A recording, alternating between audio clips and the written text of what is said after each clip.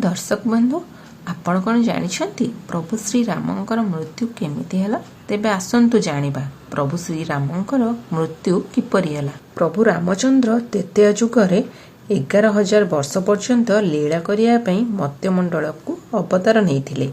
11,000 वर्ष समाप्त परे तांकर स्वर्ग को जिबार समय आसिला, किंतु मृत्युर देवता जमराजा श्री रामंक जीवन नबाकू तांको पाखकू आसी पारु नथिले, कारण रामंक पाखरे थिले भक्त रक्षक हनुमान। हनुमान रामंकू तांकोठू अलगा करिया पई देबे नाही, किंतु श्री रामंकू तो जणा थिला तांको मृत्यु कथा। से गोटे उपाय बांचिले। दिने प्रभु श्री राम तांको हातर मुदी को काढ़ी विराट छिद्र मध्यरे पकई देले। तापरे तांकर भक्त श्री हनुमान को डाकी कहिले, हनुमान मो मुदीटी से छिद्र मध्यरे पड़ी जाइछि, तमे पातालपुर को जाई मुदीटी खोजी आनिबो कि? एहा सुनी हनुमान कहले, प्रभु एई गोटे कथा, मु जाउछि सांगे सांग मुदी नहीं आसुछि। तापरे हनुमान तांको छोट रूप को धारण करी सेठाକୁ प्रवेश कले। सेठारे मुदी को जेते धरिबाकू चेष्टा कले से अधिक भितरको पळौथाय। एमिति हेई जाई जाई देखिला बेलकू पातालपुर रे प्रभु पहुंची गले। सेठारे पहुंची नागराजांकू पचारिले श्री रामंक मुदी कथा। तापरे नागराज हनुमान को नहीं एक मुद्रिका भरा कोठरी देखैले आ कहिले, एही मुदी भितरु प्रभु श्री रामंकर मुदी कोउटा तमे बाछि नियो। हनुमान एते मुदी देखि जानि पारु नथुले। एतिकी बेले जमराजा देखिले कि हनुमान अयोध्या रे नाहंती। तापरे से सन्यासीर रूप नहीं श्री रामंक दरबार रे पहुंचिले। श्री रामंकू देखा करी कहिले, प्रभु आपणक सह मोर किछि गुप्त कथा अछि, आ मते आपण कथा दियंतु कि आम कथा जी सुनिबो ताकू मृत्यु दंड दिया जिवो। एहा सुनी श्री राम कहिले, आपण निश्चिंत हेई रुहंतु। तापरे प्रभु समस्त द्वारपालंकू बाहर को जिबाकू कहिले ओ लक्ष्मण को द्वार मुखरे जगिबाकू आदेश देले। आउ कहिले, केही भी जदि भीतर को आसीबे ताहाले तमको मृत्यु दंड दिया जिवो। भ्राता लक्ष्मण भाईଙ୍କ आदेश पालन कले। तापरे लक्ष्मण चली जिवा परे जमराजा निज रूप धारण कले। आउ कहिले, हे प्रभु आपण मते ए कर्म देइछंती कि समस्त जीवजंतुଙ୍କ जीवन पुनः हरण करिवा मोर धर्म अटे।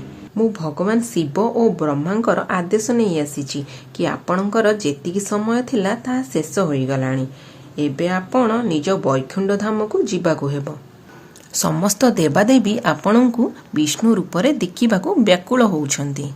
एहा सुनी प्रभु कहिले, आपण जाई प्रभु शिव और ब्रह्मा को जणाई देबे जे मु आउ किछि दिन परे निज स्वर्ग को जीवी। दुहिंक भितरे कथावार्ता चलीथिबा समय ऋषि ध्रुवासा पहुंचीथिले। ध्रुवासा ऋषिंक आसीबार देखि लक्ष्मण प्रणाम करथिले एवं पचारिथिले, मु आपणकर की सेवा करि परिबी? ऋषि कहिले, मु श्री रामन को भेटिबाकू चाहूची। एहा सुनी लक्ष्मण कहिले, प्रभु आपण एबे भेटी पारिबे नाही, तांकर किछि जरूरी काम थिबारु द्वार को बंद करी मते पहरा दबाकू कहिसंती। एहा सुनी महर्षि कहिले, मोर रामंक सह कथा अछि।